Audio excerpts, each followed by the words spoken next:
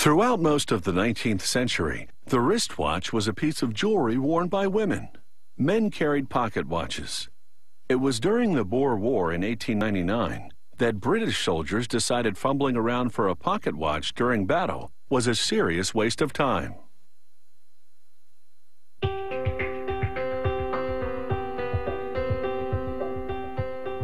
The tools of the trade haven't changed much since pocket watches ruled the day. In this Swiss workshop, the mechanisms are meticulously handcrafted, just like they were centuries ago. The watchmaker starts by polishing parts to a mirror finish. He mixes lavender and almond oils with a diamond paste.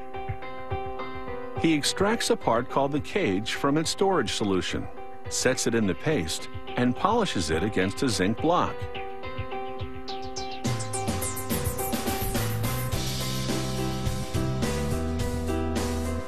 He brushes the dust off the cage with a soft piece of wood.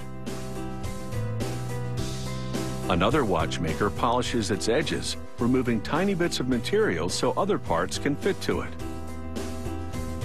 The technician attaches gears to the cage. These gears are the balance and escape wheels. He fixes the gears on tiny rubies because they don't wear down easily. The second half of the cage completes this mechanism called the tourbillon. Invented in 1789, these rotating gears in a cage counteract the effect of gravity on timekeeping for more accurate results.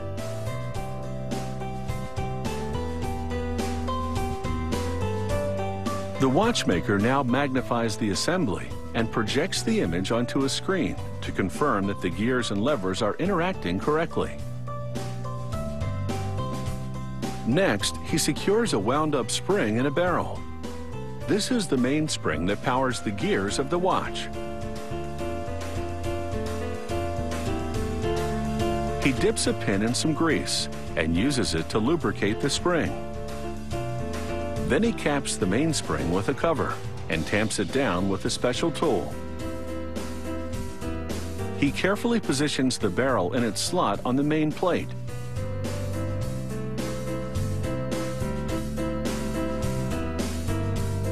The watchmaker now installs another series of gears on the main plate. They'll transfer power from the spring to the tourbillon.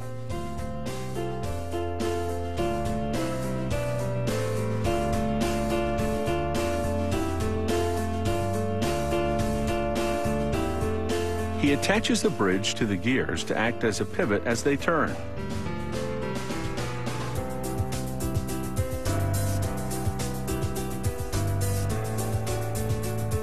Another spot of grease keeps these wheels turning efficiently. With the spring barrel and its transmission gears assembled, production now reaches a critical moment. He places the mechanism in a holder that makes it easier to install the tourbillon.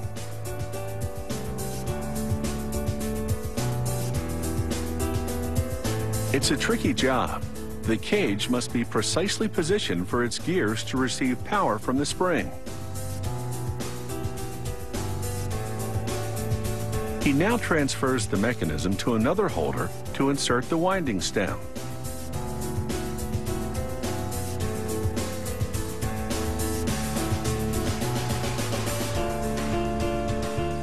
Next, he engraves a circular pattern onto a bridge plate. This high-end finish is called perlage.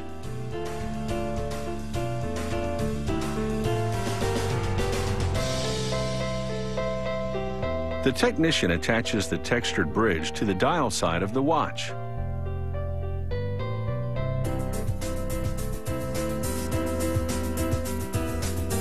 He assembles more gears and a numbered wheel to the bridge. These gears will provide the date information for this timepiece. Another bridge secures the gears that lead to the date wheel. He fastens it with tiny screws. He slides the second date wheel onto its axle and checks the setting mechanism. We'll have the up-to-the-minute details as this watch gets a beautiful face.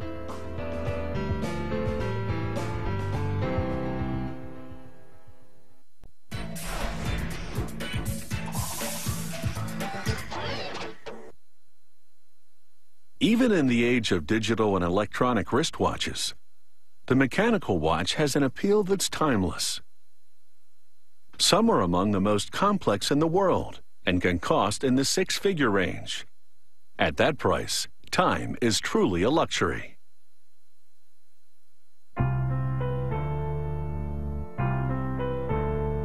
In a factory nestled in the scenic Swiss countryside, a highly skilled team has assembled the inner workings of a luxurious tourbillon wristwatch.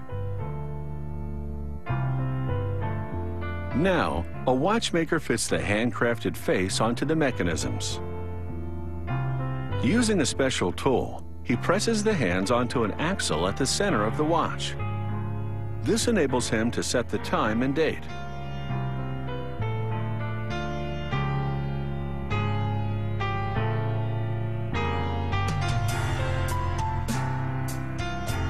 The watch will be encased with 18-karat red gold bezels sealed against the elements with rubber rings.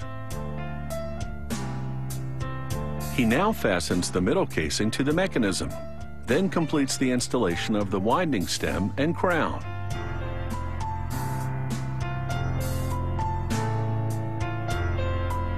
The watchmaker lubricates the bridge for the auto winding system, then engraves a parallel ribbed pattern onto it. This adds visual interest to the bridge, making this luxury watch look good inside and out.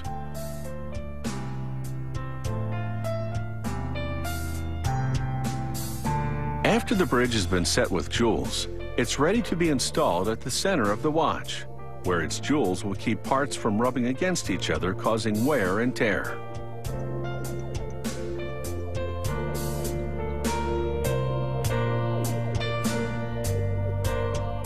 An artist now engraves the rotor that's to be attached to the bridge. It's this part that will automatically wind the watch. It's a signature piece that can reflect the customer's individual taste.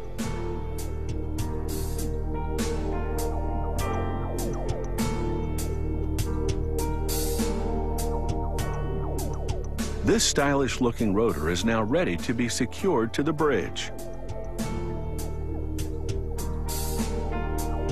Once installed, even the slightest movement will cause this rotor to oscillate, and that action winds up the mainspring of the watch.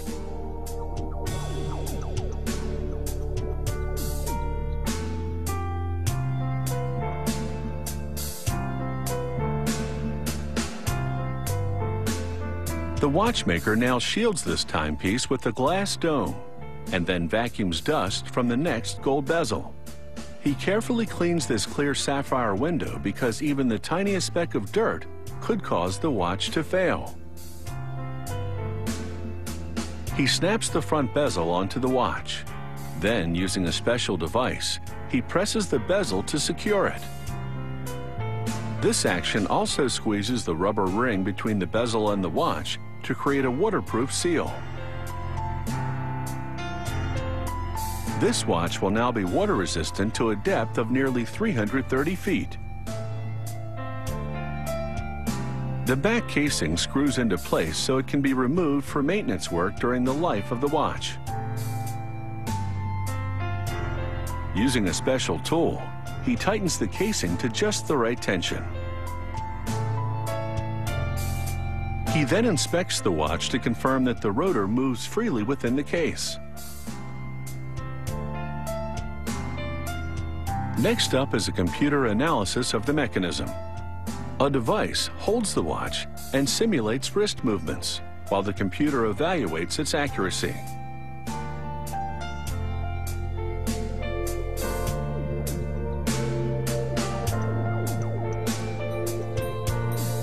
That's the sound of a minute repeater, which is a feature on some models. When triggered, it chimes the time. And now this watch takes the plunge into a container of water.